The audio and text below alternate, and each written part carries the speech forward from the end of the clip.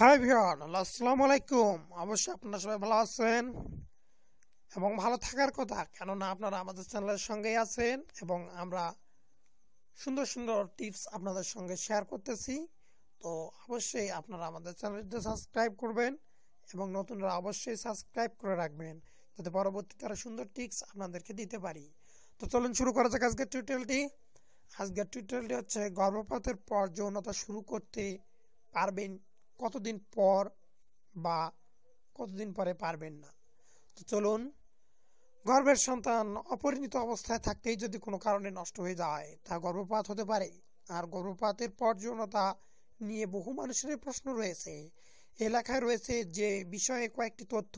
এক প্রতিবেদন বিষয়টি জানিয়েছেন টেলিগ্রাফ। গর্ভপাতের পর যৌনতা শুরুর সময়টি নিয়ে অনেকেরই প্রশ্ন রয়েছে।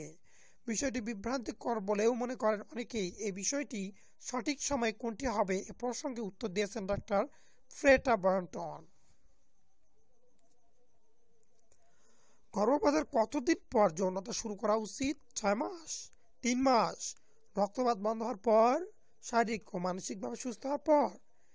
না, এ প্রসঙ্গে চিকিৎসকদের মত হলো উপরের সবগুলোর ক্ষেত্র বিশেষ প্রযোজ্য হতে পারে। বিশ্ব স্বাস্থ্য সংস্থার গাইডলাইন অনুসারে একজন নারীর গর্ভপাতের পর 6 মাস অপেক্ষা করা উচিত।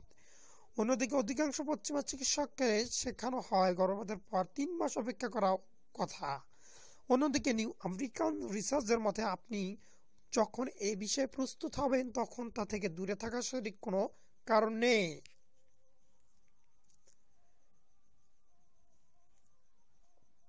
অধিকাংশ ক্ষেত্রেই একবার গর্ভের সন্তান নষ্ট হয়ে গেলে পরবর্তী সন্তান জন্ম নেওয়ার পর চেষ্টা করতে কিছুদিন অপেক্ষা করার পরামর্শ দেওয়া হয়।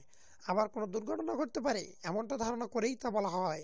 এছাড়া বিভিন্ন ধরনের শারীরিক জটিলতা থাকলে সে কারণেও গর্ভস্রাবের পর গর্ভধারণ করতে দেরি করা পরামর্শ দেওয়া হয়। এক্ষেত্রে চিকিৎসকদের কয়েকটি পরামর্শ হলো: একবার গর্ভপাতের পর আপনার পরবর্তী গর্ভধারণের জন্য বহু মাস অপেক্ষা করতে হবে এমন কোনো কথা নেই।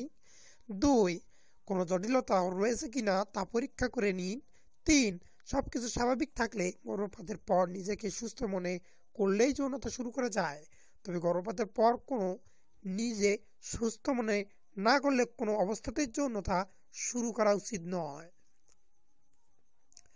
তো অবশ্যই আমরা এই নিয়মটি মেনে চলব, বিশেষ করে পুরুষরা এবং নারীরাও, কারণ পুরুষরা একটু বেশি উত্তেজিত অবস্থায় থাকে। তো ওই জন্যই বলবো যে পুরুষরা বেশি করে, নারীরাও একটু সচেতন থাকবো, তাহলে আমরা সুস্থ সুন্দর জীবনযাপন করতে পারবো, থাকতে পারবো।